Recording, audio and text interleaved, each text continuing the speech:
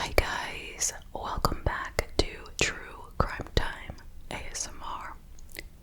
I'm Nicole.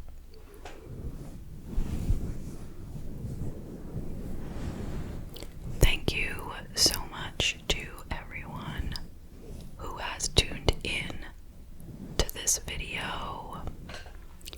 I truly appreciate you.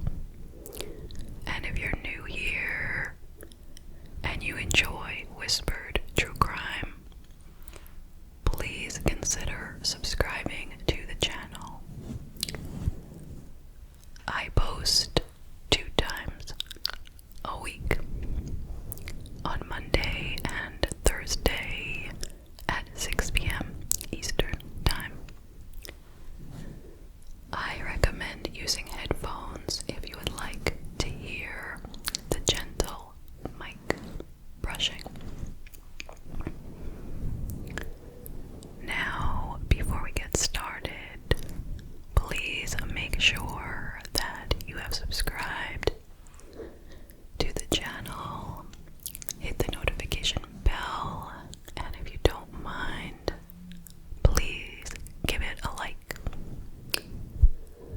So, for tonight's case, we will be visiting 2 places, mainly Bulgaria, so shout out to all my friends in Bulgaria. And we'll be spending a moment in Germany as well, so shout out to all my friends in Germany. So this is the extremely famous case of Lars Mittank. It has been requested by a few people. So, let's get to it. This case will take place in the year 2014. So let's start out by talking about Lars Mittank. He was born in February of 1986. And at the time of this crime, well, it's not a crime, okay, it's a disappearance. At the time of the incident, he was 28. So he was your typical, average, normal, well-liked guy. We don't know a lot about his childhood, but he was born in Berlin and he lived his entire life in northern Germany in a town called, wait for it, I have to read this. Itzehoe, Itzehoe. Itzehoe. Okay. I'm sure I said that wrong. So that's where he grew up. And that's where he stayed, throughout his entire childhood and young adulthood. He had a job working at a power plant in that town. He, at the time, in 2014, he was living on his own. He had a girlfriend. He had a lot of good friends. And he would visit his parents very regularly. They lived right in town as well, obviously. And his father had recently had a stroke, so he was often over there helping out with whatever, his mom and dad needed him to do. So basically, he was a good guy. Now, he had never left his home country of Germany at this point, and he was excited to go on a guy's trip to Varna, Bulgaria. They were going to a resort, a seaside resort called the Golden Sands Resort, which was a beautiful, beautiful place. So they headed over there. They left Hamburg Airport, or do you say Hamburg? Sorry. And that was on June 30th, 2014. So there were 6 of them, himself and 5 friends. They had a wonderful vacation.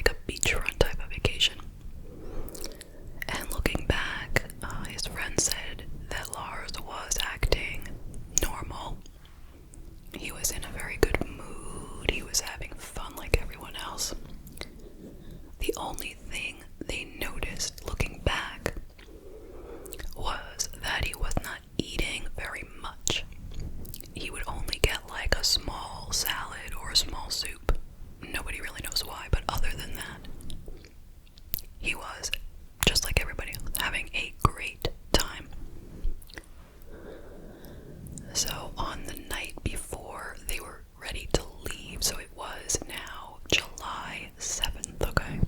So they've been there a week.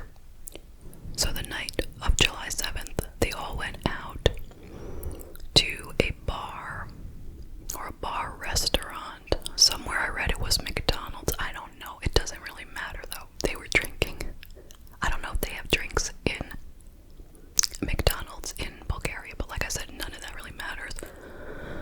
So they went to this place. They were all having fun, and I don't know why, but Lars got into an argument with 4 other German nationals, so 4 men who were also visiting Varna from Germany. He got into an argument with them about soccer teams, or football teams as they call it. So the team that he liked was, I have to read it. Sorry, I can't memorize these things.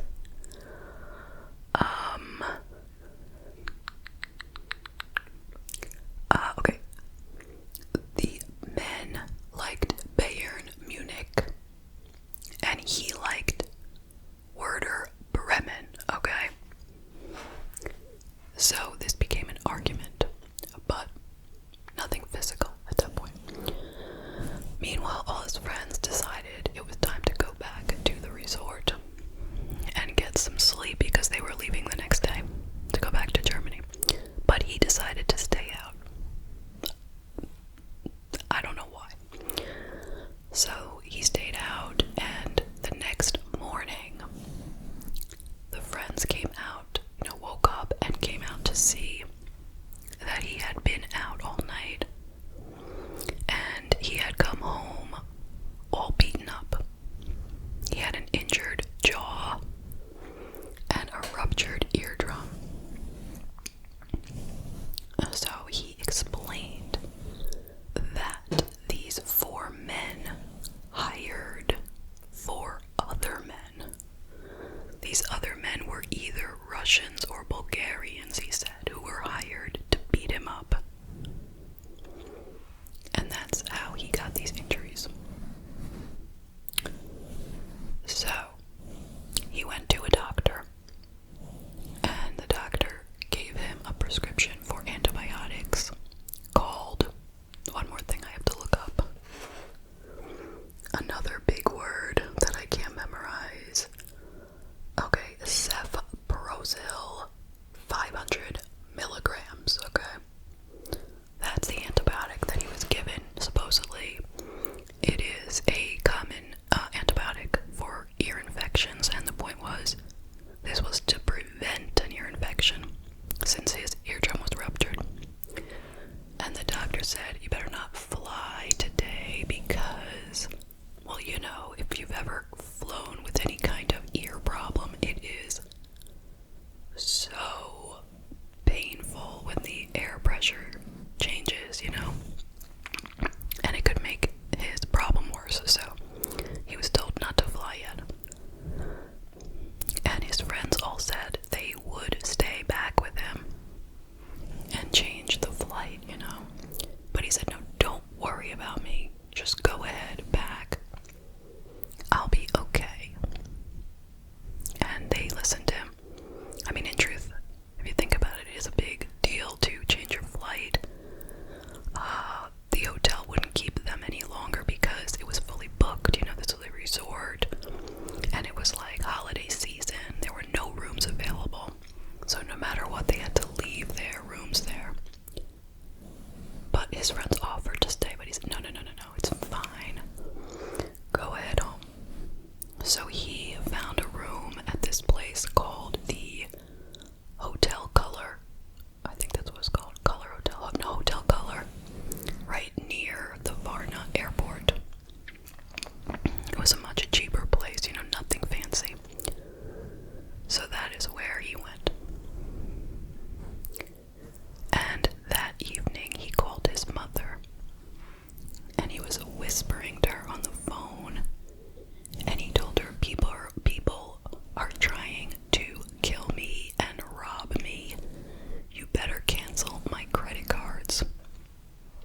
and she said he was so scared she could hear his heart pounding. I mean, I think that's a, exaggeration, but she could feel how scared he was. And then later that night, the hotel camera caught him just pacing up and down the hallway of the building, looking out windows and hiding in the elevator. Now, who does that make you think of? Right away, I'm thinking of Alyssa Lamb from the Cecil Hotel. If you know that case, then you know what I mean.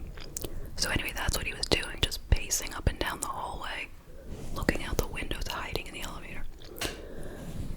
Then around 1 a.m., he went out, and he was off, no more footage of him, so nobody knows where he went, and he was gone for about an hour. He also texted his mother, asked her to find out information about this antibiotic that he was taking. Anyway, the next morning he got up, he spoke to his mother again. He said he thinks they're getting closer, whoever's after him, he thinks they're getting closer, and she's just like, come home. So he goes to the airport, he takes a taxi, and I mean, it's only one day later. I'm wondering, is his ear better yet? But that's just me. But okay, so he takes a taxi to the airport, he texts his mom, he says, I'm at the airport, and she breathes a sigh of relief. She's like, oh, good, he's gonna get home and deal with whatever's happening. So first thing he has to do is stop in the airport doctor's office. Did anyone know they had such a thing? I guess they must. I mean, it makes sense, but he needed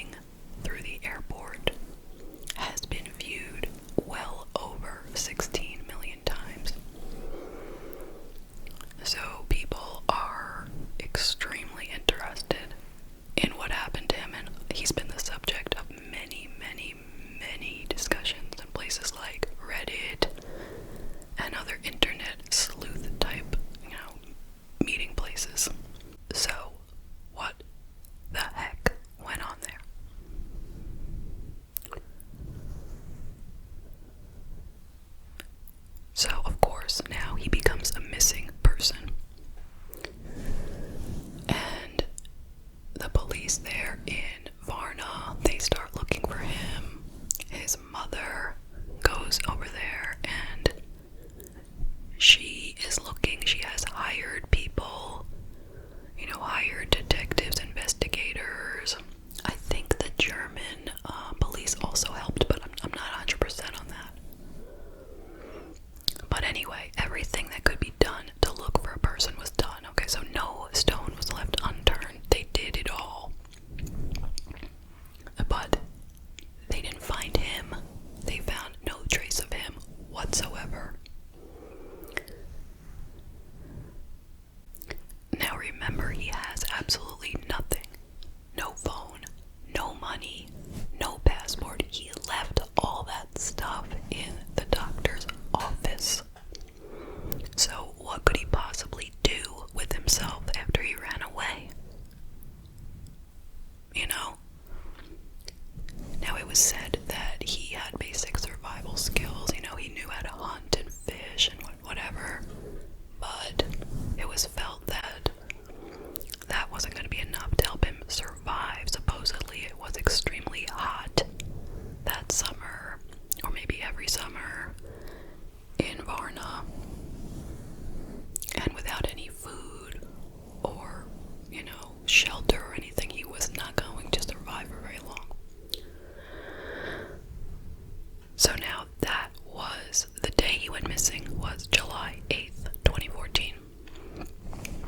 And today, it is 2022. It's been more than 8 years since he went missing, and there have been quite a few sightings of him, as you could imagine. Various hitchhikers could have been him, various homeless people, the deal. Nothing really that turned into anything, with the exception of one time in 2016, a man was spotted in Brazil who seemed to look like him, like a homeless guy, and the police tweeted out a picture, like the Brazilian police, that they thought this could be Lars. But, so the mother was like, oh, maybe this is him, and she was really getting excited, but it turned out to be a missing Canadian aid worker, like a humanitarian aid worker. He had been missing for 5 years, so good for that. Somebody got their loved one back, but it wasn't Lars. So, let's talk about the possibilities. What could have happened? Well, the thing is here, what makes it especially difficult, in my opinion, is that there are two mysteries. The first mystery is what happened to him.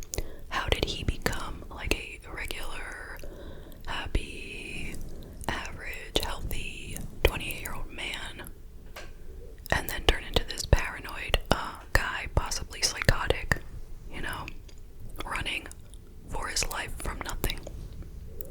So that's the first thing. How did that happen? And then the second thing is, what happened to him after he jumped over the fence? How did he just disappear? It's like two terrible things happened to him that seem completely separate. Maybe. Alright, so let's talk about the theories. First of all, let's start with the obvious. The antibiotic that he was taking, well, some people are trying to say that could make you psychotic. It is a very rare side effect. But the thing is, according to the doctor in the airport, he never filled the prescription, so he was too paranoid to even take it. So there's nothing to say about the antibiotic. Okay, next up. Maybe he had a concussion from the beating, and that made him psychotic.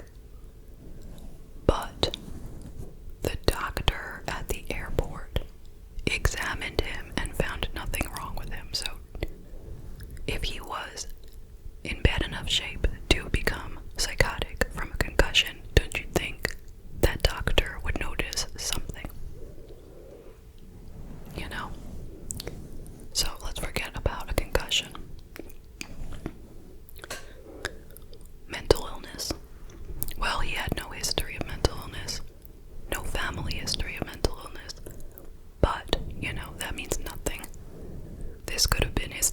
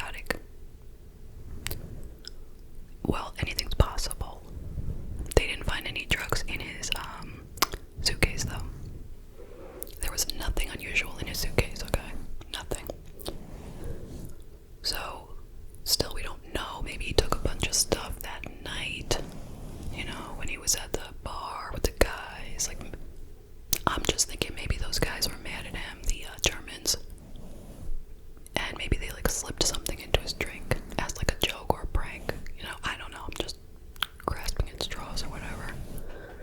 So maybe, but how long would that last? I mean, so it is possible. These are two possibilities: that he had a psychotic break, or some kind of, drugs really messed him up in that moment. That was lasting a bit.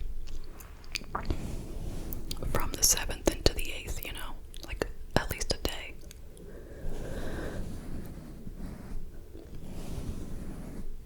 What else could it be?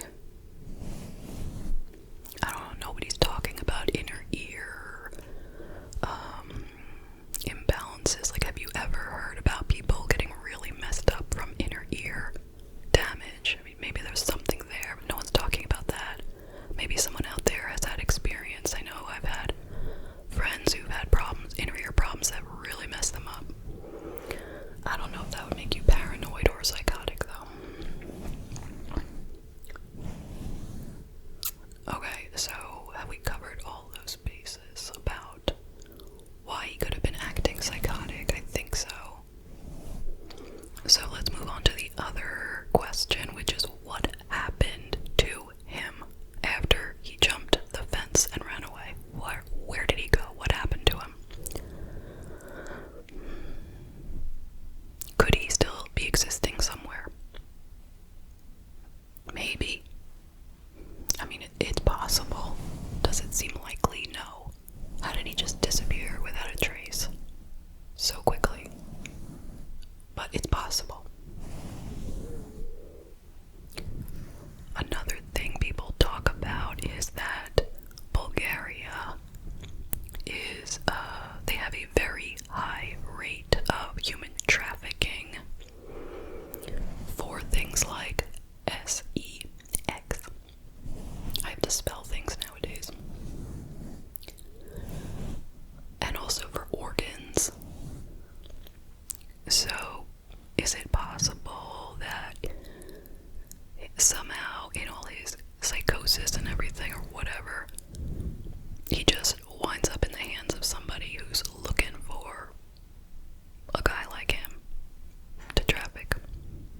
Could be. I mean, are those kind of predators sitting out in the forest? Maybe. Or down the road when he, after he got through the forest and headed onto the road, maybe he was picked up by some unsavory character. It's possible. One very, very unlikely theory, in my opinion, is that the whole story is just completely nonsense, and that he and his friends were actually like drug mules, and the 5 guys had gone back to Germany with whatever it was that they were bringing from Bulgaria to Germany, and they left Lars behind as some kind of insurance. If that were the case, how does that explain? Like, why was he running? Why did he leave all his stuff in the doctor's office and just take off like that, disappear? Just, no. I'm not buying it. Some people are saying maybe it's all legitimate, the whole thing about somebody really, really actually after him. But I don't buy that either, because if someone is after you, once again, why would you just leave all your stuff and take off? You certainly would need your passport, your money, something. You're not just going to take off with nothing. It makes no sense. Some people have said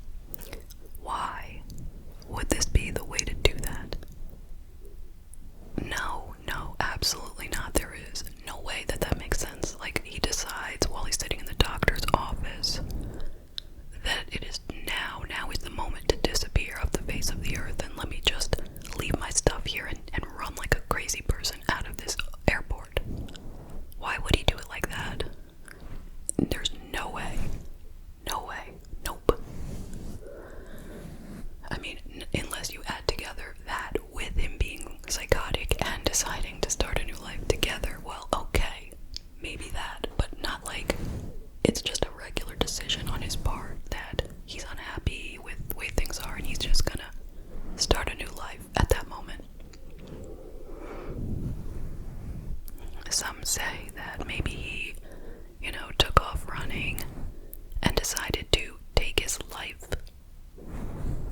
Once again, I don't see why that would be the way to do it. Why would he go through all that? Going to the airport, running out of the doctor's office with none of his stuff, jumping the fence, and then taking his life. Plus, don't you think someone would have found him?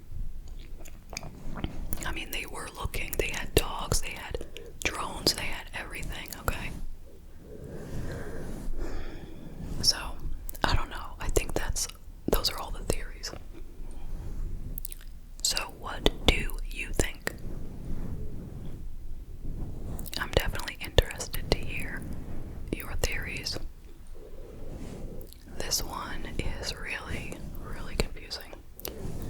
And of course, my heart goes out to Lars for whatever happened to him. He looked like a really great guy. I mean, he had a girlfriend, he had friends, he had family, people cared about him. He was in the prime of his life, 28.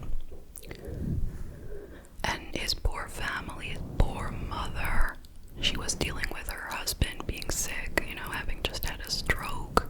And it seemed like she was kind of on her own trying to find him, just from what I saw. I don't think the father could have helped her much because he wasn't well.